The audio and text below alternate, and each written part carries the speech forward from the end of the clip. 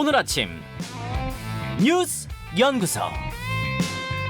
오늘 아침 뉴스의 맥을 짚어드리는 시간 뉴스연구소. 오늘도 두 분의 연구위원 함께합니다. 뉴스톱 김준일 수석 에디터, 경향신문 박순봉 기자, 어서 오십시오. 안녕하세요. 첫 뉴스, 사실 오늘 뉴스들이 굉장히 많아요. 네. 굵직한 이슈가 많은 날인데 뭐부터 볼까요? 국민의힘 컷오프. 국민의힘 전당대회 컷오프, 그러니까 6명 후보 가운데 4명을 가리는 날이 바로 오늘입니다. 네, 오전 10시에 발표를 할 거고요. 이제 말씀하신 당대표 후보 6명에서 4명으로 줄일 겁니다. 네.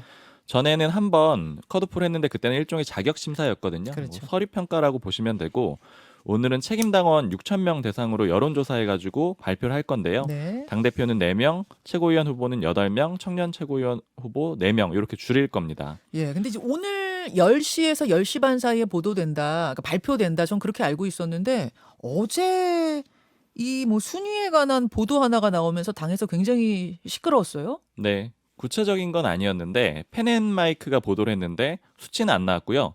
김기현 후보가 1위다. 근데 과반은 못했더라. 이렇게 보도를 했습니다. 그리고 출처를 국민의힘 관계자로 인용을 했고요. 근데 여기 시점을 좀 따져봐야 되는 게, 지금 여론조사가 그제부터 어제까지 이틀간 진행되는 거예요. 그렇죠. 근데 이 기사가 나왔던 시간이 오전 9시 30분 정도 되더라고요. 네. 그러면 어제도 여론조사를 돌려야 되니까 굉장히 좀 시점이 빠르죠. 그러니까 네. 진행되고 있는 시점에 이런 기사가 나온 거고요. 그러다 보니까 안철수 캠프에서는 문제 제기를 했는데 이게 영향을 미칠 수가 있다. 이런 보도가, 그렇죠. 이건 지금 여론조사 한창 돌아가고 있는데 영향 미치는 것 아니냐, 그리고 미치려는 것 아니냐, 그런 문제 있는 거 아니냐, 이런 문제 제기 강하게 했어요. 맞습니다. 범죄 행위라고 표현을 했고요. 그리고 누가 말했는지 찾아가지고 제명하라 이렇게 선관위에 공문으로 요청을 했고요. 선관위의 답변은요? 공문을 구해서 봤더니 뭐 구구절절하게 자세하게 써놨는데, 처음에 9개 여론조사 기관 중에서 추첨해서 3개를 뽑았고, 그 결과는 오늘 오전, 그러니까 어제 기준으로는 내일이었겠죠. 오전 10시에 밀봉된 봉투에 USB로 기관별로 따로 받기로 했다. 그러니까 이 얘기의 취지는 아직 선관위도 받지도 못했고 취합도 안 됐을 거다. 네. 왜냐하면 3개가 다른 기관에서 오니까요. 예. 그리고 여론조사 기관에 물어보니까 외부로 유출된 것도 없다 이렇게 답변을 했고요. 그래서 이제 해당 언론사에 출처를 밝혀라라고 요구를 한 다음에 그게 안 된다라고 하면은 기사를 내려달라 이렇게 요구를 하겠다라고 했는데, 네. 결과적으로 제가 기사를 다시 한번 확인을 해보니까 기사는 안 내렸고요. 아까 국민의힘 관계자로 돼 있었다고 네. 말씀드렸잖아요. 이게 정치권 관계자 이렇게만 표현만 바뀌었습니다. 출처 못 밝힐 거면 기사 내려라 요구했는데 기사 안 내리고 출처를 살짝 바꿨어요. 네. 자, 안철수 의원 쪽에서는 계속 클린 선거 얘기하던데요. 네, 이게 이제 요것만 문제 제기를 한 게 아니고, 어제 물어보니까 안철수 캠프에서 이 중립 의무를 위반했다 이렇게 해가지고 당협위원장이랑 국회의원 7명을 또 제재를 해달라 이렇게 요청을 했거든요. 이제 그거 공문 보니까 7명인데 의원들만 좀 공개를 하면은 이철규, 박수영, 배현진 의원이었어요. 그러니까 소위 친윤계 의원들이죠. 지지 선언하는 그런 내용에 가까운 그런 페이스북 사진 같은 거 캡처해서 보냈고요. 그리고 사실은 굉장히 그 당협위원장이나 국회의원들이 안 도와주는 게 좀 사문화돼 있어요. 왜냐면 현실적으로는 어떤 일들을 하냐면은 공개적으로 지지를 못하니까 보좌진들을 막 보내주거든요, 캠프에. 이게 굉장히 일반적으로 돼 있어서 기자들은 그거 보고 누가 누구 지원하는구나, 그러니까 막 명확하지 않을 때는요. 요 A 의원 보좌진들이 쫙 저 캠프가 있고 뭐 이런 그렇죠. 거 보고 한두 명 눈치채는 거예요? 정도씩 보냅니다. 네. 근데 이번에도 가 있었고, 제가 확인하기로도 일종의 국무위원 의원들도 있잖아요. 국무위원인 의원. 거기 예. 의원실도 김기현 의원 캠프에 보내고 이런 것들을 알았는데, 요걸 안철수 의원 쪽에서 적극적으로 막 찾기 시작을 했던 거예요. 그리고 대표적으로 예전에 나경원 전 의원 찾아갔을 때 김기현 의원이, 거기에 보면 이제 수행하는 사람들이 있는데 거기도 다른 그 친윤계 의원 보좌진이고 이렇거든요. 그래요. 지금 다 뺐다라고 합니다. 그러니까 안철수 캠프 쪽에서 막 찾고 있었는데 네. 지금은 다 빼가지고 없어졌고, 그래서 이제 안철수 캠프 쪽에서 하는 말은 우리가 전당대회 클린하게 만들고 있는 거 아니냐, 뭐 이런 좀 약간 자조 섞인 얘기도 했습니다. 자, 어쨌든 오늘 10시에서 10시 반 사이에 4명의 이름이 공개가 될 텐데, 김준일 수석, 예. 오늘 컷오프 결과 발표에서 좀 눈여겨봐야 할 포인트라면요? 일단 아까 전에 박순봉 기자가 얘기했던 선거 관리 측면에서 이게 단순히 좀 해프닝성으로 볼 문제가 아니에요. 이게 추후에도 계속 공정성 문제가 제기가 될 수 있는데, 이게 그냥 여론조사를 그냥 발표한 게 아니라 여론조사 자체가 네. 이게 투표잖아요. 그렇죠, 일종. 예를 들면 이런 겁니다. 대선 때 갑자기 대선이 치러지는 대선 투표 당일날 한 12시쯤에 이재명 캠프나 아니면 뭐 여당 고위 관계자 뭐 이런 걸로 이재명 캠프가 오늘 대선에서 앞서고 있는 걸로 보이더라. 라고 얘기를 하면은 국민의힘에서 윤석열 캠프나 국민의힘에서 가만히 있겠냐고요.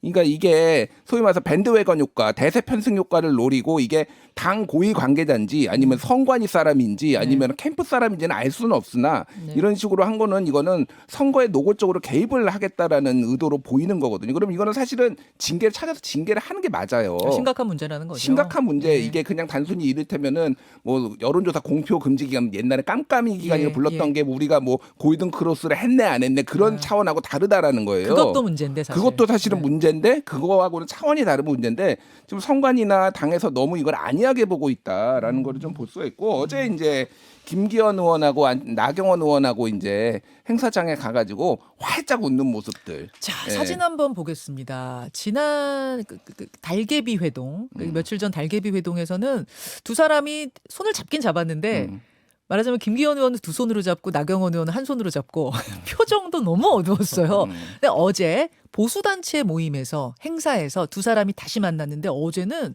사진 보세요. 김기현, 나경원 두 사람 다 두 손으로 꽉 잡고 있고 얼굴도 활짝 웃고 있어요. 그러니까 이게 뭐 가정법원에서 나온 것 같다. 그저께 그 사진을 보고 네. 이를테면 굳어 있는 걸 보고 그런 거 아니까 그거 의식했는지 제가 보기에는 제가 무슨 뭐 표정 감별사나 뭐 이런 사람은 아닙니다만은 상당히 의식적으로 웃고 있고 저거가 자연스럽게 나오는 게 아니라 나경원 의원이 또 기자들한테 질문을 받으니까 허허허허 제가 좀 표정이 그랬나요? 이렇게 하면서 얘기를 하는 게 되게 좀 저는 어색했는데 어쨌든 의식을 했다. 그 표정 굳은 거에 대해서 그거는 워낙 말이 많았으니까 그때. 예, 워낙 말이 많았으니까 그랬던 것 같아요. 그런데 또 하나 눈에 띄는 게 어제 이제 그 행사에 보수단체 행사에 여러 대권 주자들, 그러니까 아니 당권 주자들이 왔는데 거기에 대통령실의 직원이 왔거든요. 그래서 김대남 대통령실 시민소통 비서관 직무대리가 축사를 했는데 네. 특히 윤석열 정부 성공적인 국정 운영을 위해 정말 용기 있는 선택을 내준 나 전 의원께 감사 인사드린다라고 얘기를 했어요. 나경원 전 의원을 콕 집어서 얘기를 꼭 얘기를 했군요. 했어요. 사실은 이거가 이제 두 가지 의미로 해석이 되죠. 이게 대통령실하고 나경원 의원하고 약간의 관계 개선이 있다라는 건데 사실은 성공적인 국정 운영을 위해 용기 있는 선택을 해준 게 결국 김기현 손잡은 거냐 그러면 이것도 사실 조금 부적절하게 비춰질 수가 있는데 이틀 전에 이진복 대통령실 정무수석이 네. 안철수 후보를 향해서 아무 말도 안 하면은 아무 일도 안 일어날 거다 이런 얘기도 했거든요. 이거는 그 국회에서 기자들하고 만났을 때 예. 그런 얘기죠. 그래서 한마디로 얘기하면 대통령 뭐 안윤연대, 윤한연대 이런 거 하지 말아라는 건데 이것도 너무 조금 거칠다. 좀 뭐 댓글 보면은 뭐 야 조폭인 줄 알았다 뭐 이런 얘기까지 있어요. 그러니까 이게서 너무 조금 전체적으로 보면은 이런 개입들이 있고 그러니까 좀 당이 좀 선거가 좀 혼탁하다 이런 느낌들이 좀 있습니다. 그 나경원 전 의원 관련해 가지고 네. 좀 얘기를 들은 게 당사자한테 확인은 못했는데 그때 김기현 의원이 상보 처리하고 막 그랬잖아요. 네. 처음에 안 만나줬잖아요. 근데 네. 나경원 전 의원 측에서 요청을 한 게 그때 연판장 돌렸던 초선 의원들 있잖아요. 예. 사과를 하면은 만나주겠다 이렇게 얘기를 했다 그래요. 그러니까 아. 그래서 그림을 좀 보면은 정황상으로는 맞거든요. 초선 의원들이 자꾸 찾아가가지고 뭐 앞에서 얘기하고 이런 장면들 있잖아요. 순서 보면 이래요. 주말에 김기현 의원이 먼저 방배동인가요? 어디 자택으로 나경원 네. 전 의원 자택으로 찾아갑니다. 만났어요. 강릉 여행지로 다음 날 또 찾아갑니다. 그때 초선 의원 3명이 동행했습니다. 그런 다음에 월요일에 초선 의원 10명이 다시 나경원 의원 만났습니다. 그리고 나서 달기부 회동이 이루어진 거죠. 그렇죠. 박 기자 말씀하신 그게 딱 맞네요. 정황상 딱 맞는 것 같아요. 그리고 처음에 아마 사과했을 때는 이걸로 좀 부족하다 해서 더 찾아왔을 가능성도 있고요. 초선 의원들이 숫자가 늘어났잖아요. 예, 그렇군요. 초선들의 사과. 지금 국민의힘 분위기는 어때요? 지금 이제 숫자를 좀 공개를 했습니다. 당원 숫자가 굉장히 중요하잖아요. 이제 이거 가지고 셈법들이 좀 캠프별로 복잡하다 이렇게 볼 수가 있고요. 사실은 숫자는 캠프들이 이미 알고 있었습니다. 그러니까 저도 공유를 받았었는데 어제 발표한 거랑 비슷하더라고요. 근데 좀 중요한 거는 영남권이 한 40% 정도 된다라는 거예요. 당원 네, 비중이. 네. 수도권이 한 38% 되거든요. 네. 그러니까 영남권이 수도권보다 많다라는 거고요. 요거 좀 주의해서 여론조사를 볼 필요가 있는 게 보통 여론조사는 수도권이 인구가 한 절반 정도 되잖아요. 보통 여론조사는 그래서 그거를 반영을 하거든요. 가중치라는 걸 주죠. 그렇죠. 그래서 예. 한 1,000명 해놓으면은 500명 정도는 수도권에서 조사를 합니다. 그렇죠. 기본적으로. 근데 이 국민의힘 당원들은 좀 숫자가 다르다라는 거, 예, 그게 영향을 줄 수 있다라는 것도 좀 봐야 되고요. 예. 그리고 이준석 캠프라고 하면 안 되겠군요. 그 천하람 후보 캠프 내지는 이제 이준석 라인업 그쪽 캠프에서 듣는 얘기는 뭐냐면은 이제 이준석 전 대표가 마지막으로 꼼꼼하게 당원들을 체크했던 게 74만 명일 때까지 체크를 했대요. 지금 이제 84만 명 대상으로 하는데 그때 매주 보고를 받았는데 그 늘어나는 과정에서 어떻게 들어왔는지 그러니까 예. 들어오는 경로를 봤더니 온라인 당원이 40% 정도 되더라는 거예요. 어. 27만에서 74만으로 늘어날 때 40%였는데 그러면 대략적으로 추정해 보면 한 18만 8천 명, 한 19만 명 정도 되거든요. 온라인으로 들어온 당원들은 우리 표다 이런 생각들을 가지고 있는 거예요. 이준석 지지표, 즉 천하람, 뭐 김용태, 허은하 이쪽 라인업 지지표가 아닌가라고 계산하고 있다. 그렇게 보고 있는 거죠. 그리고 기존에 전당대회 할 때도 한 31% 정도는 얻었거든요. 그때 전당대회 때 이준석 전 대표가요. 만약에 이게 맞고 이 표가 결집을 했는다 그러면은 20몇만 명이 되는 거잖아요. 그러니까 최고위원 같은 경우에는 당선을 충분히 시킬 수가 있다라고 보는 거고 또 당대표 후보에서도 충분히 영향을 미칠 수 있다. 이렇게 보는 게 하나 있고요. 예. 김기현 캠프에서 또 근데 약간 반론이 있죠. 예. 그때 이준석 대표가 당대표 되던 시절에 책임당원 27만 명. 근데 윤석열 그 대선 후보 되던 시절이 있거든요. 경선을 거칠 때. 그때 책임당원이 56만 명인데 네. 그때 윤 대통령하고 그다음에 원희룡 장관 후보 합치면은 60%가 넘었다라는 거고 그 다음에 들어온 당원들이 이준석 표만 있겠느냐. 그러니까 반발표가 많았다라는 거예요. 작용 반작용. 아 이준석 지지표가 많으니까 또 반대쪽에서 그렇죠. 윤석열 싫어하는 대통령 사람들도 많이 도와줘야 들어갔다. 된다. 이러면서 들어왔기 때문에 훨씬 많을 거다. 이제 이런 식으로 지금 셈법이 복잡합니다. 네, 각 캠프 취재하신 내용을 좀 알려주셨고 이제 열어봐야죠. 뭐 뚜껑 열어보면 알 수 있을 것 같고 오늘 이 이야기는 2부에도 준비가 돼 있으니까요. 우리는 두 번째 이슈로 넘어갑니다. 도이치모터스 재판. 예, 영부인 김건희 여사 연루 의혹이 계속 제기되어 왔던 도이치모터스 주가 조작 사건 오늘 관련자들에 대한 1심 선고가 있죠. 네, 오전 11시에 선고가 있고요. 이제 권오수 회장 포함해가지고 9명, 이제 관련된 사람들 9명 모두 적용을 해서 이제 재판을 받고 있는 그런 상황이고요. 예.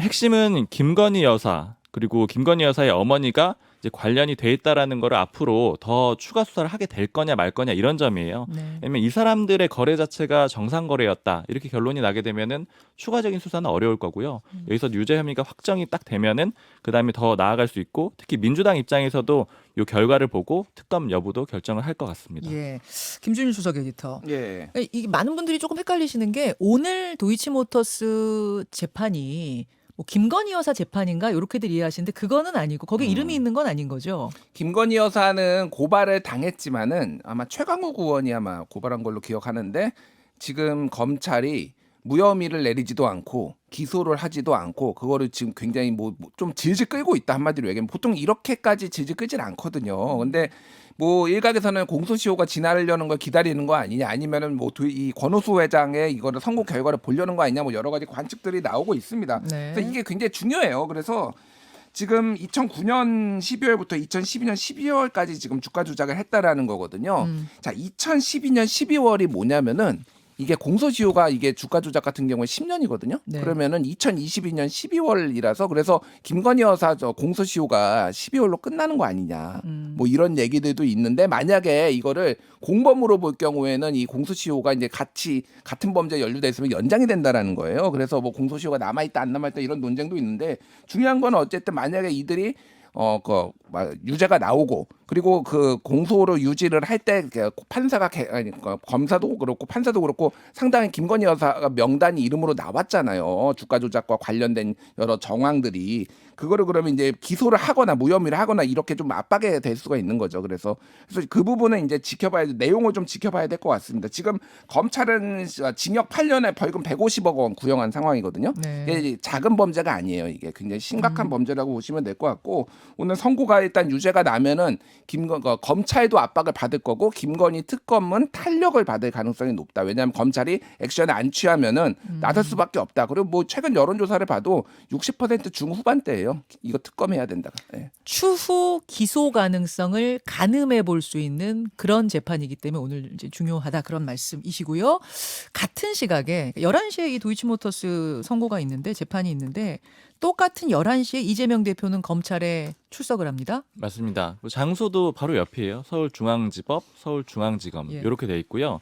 이재명 대표가 하고 이제 검찰이 일종의 삿바 싸움 많이 했잖아요. 예. 근데 이게 검찰이 9시 30분에 나오라고 했는데 이 대표는 최고위원회의 마치고 11시에 간다라고 해서 이게 좀 시간을 맞춘 걸로 그렇게 좀 해석이 되고 있고 특히 좀 민주당 쪽에서 들은 얘기를 보면 그런 정황이 느껴지는 게 지금 일단 검찰이 수사받으면 거의 실시간으로 흘리고 네. 이런 것들이 굉장히 심하다 이렇게 공격을 하면서 한 가지 더 얘기를 하는 게 앞으로 재판 들어가면은 예를 들어서 특수부 검사들이 PPT를 엄청 많이 준비를 해가지고 한 오후 3, 4시까지 계속 한다라는 거예요. 그러니까 그때 그 기사만 나오게. 그러니까 이런 여론전을 많이 신경 쓴다라는 걸 볼 수 있을 것 같아요. 이 이야기도 오늘 2부에서 더 해보도록 하죠. 두 분과는 여기서 인사합니다. 고맙습니다. 감사합니다.